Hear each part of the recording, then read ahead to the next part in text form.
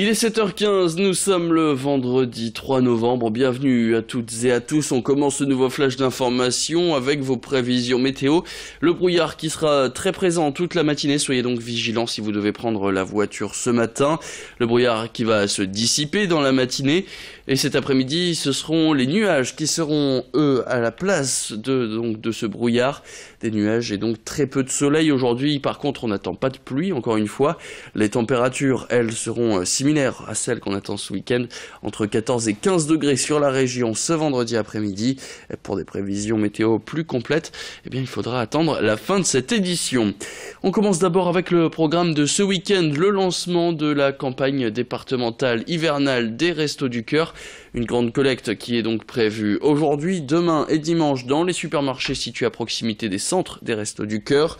Les produits récoltés constitueront le stock de base des restos du département avant l'approvisionnement général provenant de Paris. Alors forcément, cette collecte représente beaucoup pour les Restos du Cœur, même si l'hiver dernier, ils avaient constaté une baisse des bénéficiaires, ce qui était une surprise pour eux, puisque la situation économique n'a pourtant pas évolué. Depuis, les barèmes des Restos du Cœur ont été revus à la baisse et le nombre de demandeurs a par contre fortement augmenté cet été. Alors comment va se dérouler cette nouvelle campagne hivernale? Les restos risquent de nouveau d'être fortement sollicités, d'où l'importance de la collecte de ce week-end. Céline Huret. Je trouve que les gens sont très généreux. On est très bien accueillis dans les collectes.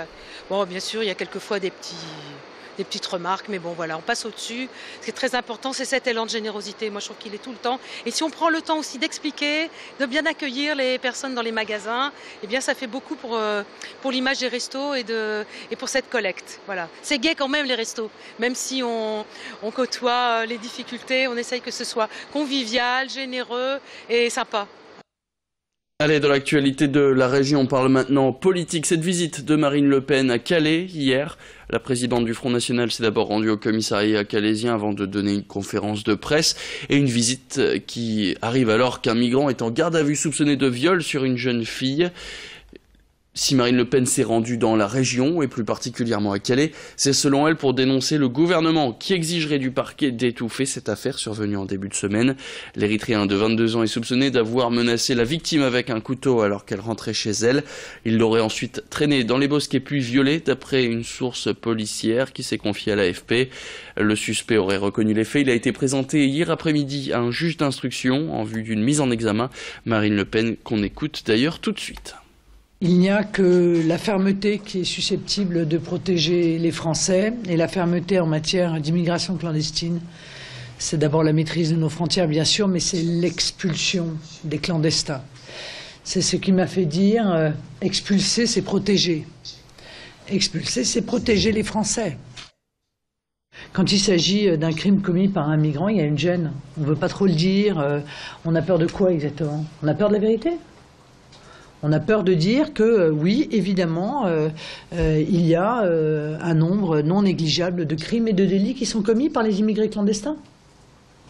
Que oui, bien sûr, il y a même une surreprésentation de la délinquance dans le cadre de l'immigration clandestine. Mais moi, je le dis tout à fait naturellement. Alors on passe maintenant au grand angle de la rédaction consacrée à une association appelée les Petits Mecs P2. Elle lutte pour faire avancer la recherche sur la maladie rare du syndrome de duplication MECP2. À la tête de l'association, Laurent de Climer, son fils Sacha est atteint de cette anomalie génétique et l'association a reçu le soutien d'une grande enseigne de distribution. Jusqu'au 26 novembre, 160 Carrefour Market proposent à la vente des cabas et des bracelets aux couleurs de l'asso.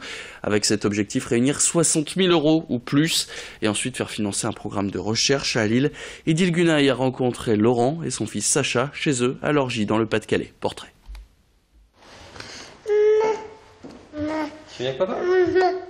Sacha, 3 ans et demi, souffre du syndrome de duplication du gène MECP2, une maladie rare qui concerne une centaine d'enfants en France.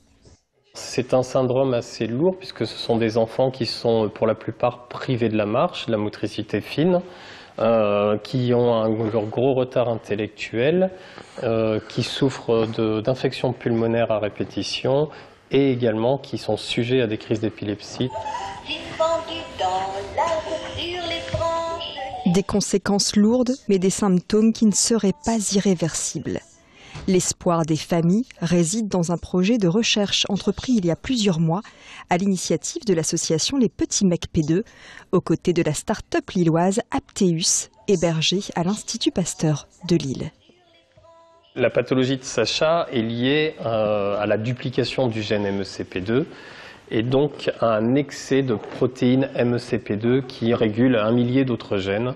Il semble que si on réussit à remettre à la normale, en tout cas de tendre à la normale ce taux de protéines, les symptômes s'estompent également chez ces enfants et ils ont un meilleur apprentissage, une faculté motrice améliorée et beaucoup d'autres choses, beaucoup d'autres signes qui s'améliorent. Ces recherches ont un coût. C'est pour cette raison que l'association Les Petits Mecs P2, qui ne reçoit aucune subvention publique, multiplie les actions pour collecter des fonds. Et grâce à la solidarité, les travaux avancent pas à pas. Suite à ce protocole qu'on a mis en place début septembre, Sacha a subi une biopsie de peau. Et c'est sur cette biopsie de peau qu'on va travailler. On va mettre en évidence cet excès de protéines par rapport à des sujets lambda, on dira.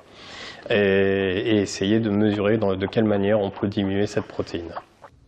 Si ces recherches s'avèrent satisfaisantes, les premiers traitements pourraient intervenir d'ici 2 ans et améliorer le quotidien de Sacha et de tous ses camarades atteints de ce syndrome de duplication du gène MECP2. Allez, on termine cette édition à 7h21 et 45 secondes avec du sport et le résultat de l'USDK hier soir en handball qui s'est finalement incliné contre le PSG, 32-29. Quelques regrets pour les nordistes qui ont commis quelques erreurs alors que le nul semblait possible. Mais face à ce qui se fait de mieux en hand, les nordistes n'ont pas à rougir et vont devoir remonter en selle et continuer ce bon début de saison. Enfin, du foot avec un nouveau rebondissement dans l'affaire Nicolas Douchez. Le gardien de but du Racing Club de Lens a été mis à pied hier par son club à titre conservatoire dans l'attente d'une procédure disciplinaire. Le gardien de but qui avait été arrêté ivre la semaine dernière a porté plainte pour violation du secret de l'instruction. Et puis pour revenir bien évidemment sur tout le sport qui nous attend ce week-end, ce sera tout à l'heure aux alentours de 11h15 avec Guillaume Van der Scheik, le rédacteur en chef de Sprint.